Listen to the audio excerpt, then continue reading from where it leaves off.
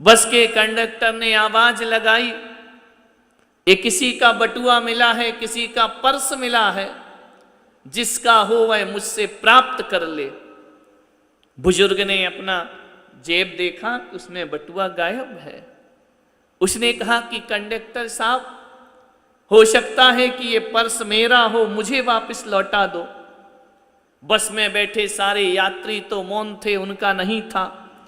Conductor ने कहा कि देखो तुम्हारा है। तो उस बुजुर्ग ने कहा मुझे दिखा दो, ये बटुआ मेरा है। तो उसने पूछा दिखा दूंगा, चिंता मत करो, लेकिन दादाजी जरा ये तो बताओ, ये बटुआ तुम्हारा है, इसकी प्रामाणिकता क्या है? ये बताओ कि इस बटुए के अंदर क्या रखा हुआ है, तो हम मानेंगे कि ये बटुआ तुम्हारा है, ये पर्स तुम्हारा है। वरना झूठ बोल करके किसी दूसरे की संपदा को हम अर्जित नहीं कर सकते हैं। बूढ़े की आंख में आंसू आ गए। उसने कहा कि देखो मेरे इस बटुए में, मेरे इस पर्स में भगवान महावीर की फोटो रखी हुई है। उसने कहा, कंडक्टर ने, भगवान महावीर की फोटो तो कोई भी रख सकता है, इससे कैसे साबित होगा? कई जैन बैठे होंगे, उनके पर्स में भी भगवान महावीर की फोटो होगी, कैसे साबित करोगे कि ये तुम्हारा ही है? अब साबित कैसे करे भाई? उसने कहा उसे 500 का नोट है। बोले सबके में होता है, अब कैसे साबित करे कि ये पर्स मेरा है? उसके पास कोई चीज नहीं थी। उसने कहा कि कंडक्टर साहब, देना हो तो दो, नहीं देना तो कोई बात नहीं है। आदमी आखिरी में हार जाता है। कंडक्टर ने कहा लेकिन फिर भी कुछ तो बताओ। बोले देखो, ये पर्स मेरा आज का नहीं है, ये पर्स मेरी जवानी का है। जब मैं जवान था, जब मैं कभी कॉलेज में पढ़ता था, कभी मैं शिक्षा प्राप्त करता था, तब मेरे पिता ने मुझे ये पर्स दिया था। और जब उन्होंने ये पर्स दिया तो पर्स के साथ साथ मेरे पिता ने मुझे भगवान महावीर की तस्वीर दी थी। वो फोटो आज भी मेरे पर्स में मौजूद है। तुम्हें मालूम है, उस समय भी बिल्कुल नास्तिक था, भगवान को मानता नहीं था, लेकिन पिता की जोर जबरदस्ती थी, मुझे पर्स में भगवान का फोटो रखना पड़ा। लेकिन मैं अपने पिता को बहुत प्यार करता था, अपने माता पिता का बहुत सम्मान करता था। एक दिन मेरे मन में आया कि माता पिता भी तो भगवान ही हुआ करते हैं, वह भी तो ईश्वर के समान होते हैं। मालूम है, पिता कितना भी दुर्जन हो, पिता कितना भी दुष्टता से परिपूर्ण हो, पिता कितना भी गलत रास्तों पर चलता हो, तो भी पुत्र का फर्ज होता है अपने पिता का सम्मान करे, उसे भगवान जैसा पूजा करे। मालूम है क्यों? क्योंकि एक पिता ही दुनिया में ऐसा होता है जो हमें प्राण दिया करता है, हमें संसार में लेकर आया करता है। उसका सम्मान भगवान से, माता पिता का सम्मान भगवान से बढ़कर होना चाहिए। मैंने अपने पिता को देखा, अपनी मां को देखा, मैंने कहा कि ये भी तो भगवान है। तो मालूम है मैंने क्या किया? अपने भगवान महावीर की फोटो के ऊपर उस पर्स में माता पिता की तस्वीर लगा दी कि ये ही मेरे लिए भगवान है। फिर उससे क्या हुआ? बोले फिर मेरे पिता ने मुझे पढ़ाया, स्कूल में भेजा, कॉलेज में भेजा। जब मैं जवान हो गया तो मुझे ऐसा लगा कि मैं भी तो बड़ा हैंडसम हूं, मैं भी तो बड़ा। मैंने अपनी जवानी की फोटो ली और पिता की फोटो के ऊपर लगा दी। पहले भगवान महावीर, फिर माता पिता, फिर खुद की तस्वीर लगा दी। मेरा धीरे धीरे पढ़ते पढ़ते पढ़ते पढ़ते एक लड़की से संपर्क हो गया, उससे मेरा प्यार हो गया, उससे मेरा लगाव हो गया। मुझे लगा कि नहीं, अब ये लड़की ही मेरे लिए सब कुछ है, इससे अच्छा दुनिया में कोई नहीं। मैंने अपने साथ साथ उस लड़की की फोटो भी उस पर्स में लगा दी। बूढ़ा किन दिनों को याद कर रहा है। धीरे धीरे मेरा उस लड़की से विवाह हो गया, मुझे एक पुत्र की प्राप्ति हुई। उस समय ऐसा लगा कि नहीं, बेटे से अच्छा दुनिया में कोई और नहीं हुआ करता है। दुनिया की सारी संपदाएं एक तरफ, दुनिया की सारी खूबसूरती एक तरफ, संतान का सुख एक तरफ हुआ करता है। मैंने अपने पति पत्नी की फोटो के ऊपर अपने लड़के की फोटो लगा दी।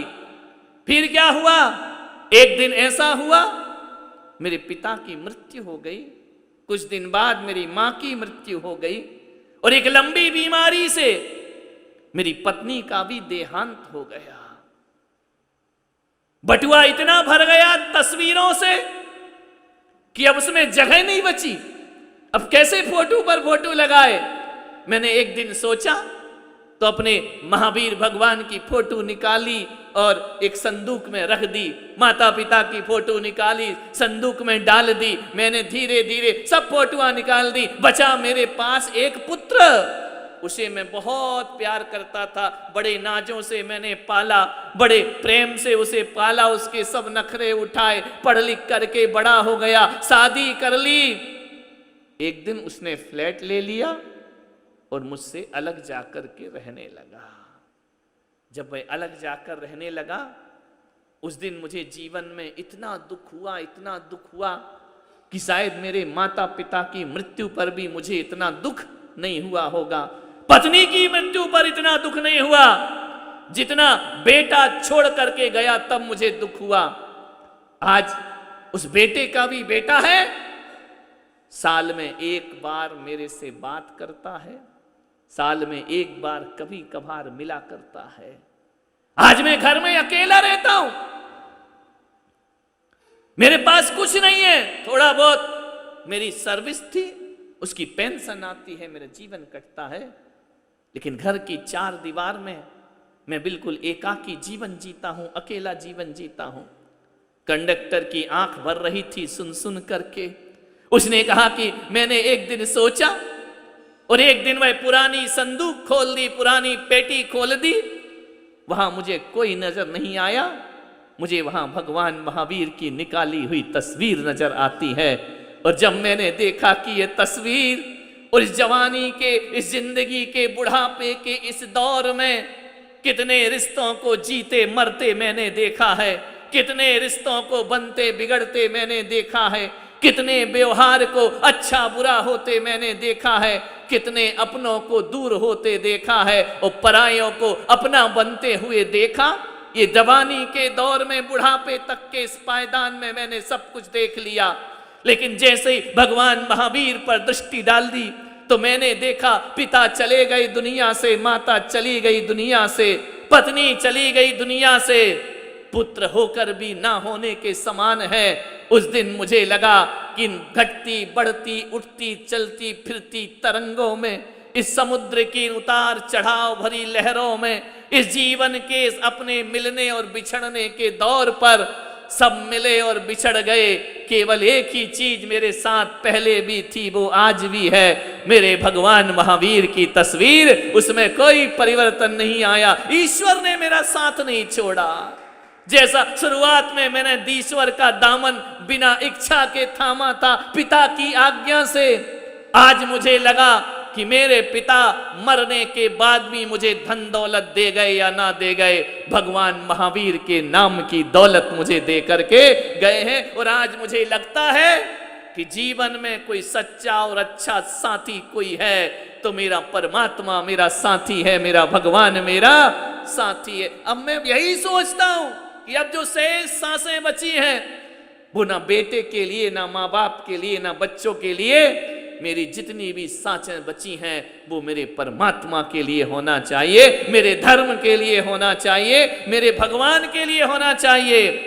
इसलिए कंडक्टर साहब, मैं आपसे निवेदन करता हूं कि उसमें रखा हुआ 500 का नोट नहीं देना तो आप मत दो, अपने पास रख लो।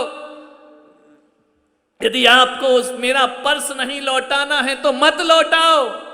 लेकिन एक निवेदन करूंगा, मेरे बचपन में जो महावीर की फोटो मिली थी वो फोटो मुझे वापस कर दो, वही मेरी दुनिया की सबसे बड़ी दौलत है। छल छल आंसू बहे उस कंडक्टर के और उसने कहा कि अब मुझे विश्वास हो गया कि बटुआ किसी और का नहीं दादाजी, ये बटुआ तुम्हारे जैसे आस्थावान लोगों का होना चाहिए, ईश्वर को भजने वालों का होना चाहिए, ईश्वर के गुण गाने वालों का होना चाहिए। और उसने वह पर्स दादाजी के हाथ में रख दिया। दादाजी का हृदय भर आया और उन्हें लगा कि सचमुच सही कहते थे मेरे पिता कि दुनिया में सच्चा साथी यदि कोई है तो अपना भगवान ही अपना सच्चा साथी हुआ। कभी उस भगवान ने साथ नहीं छोड़ा।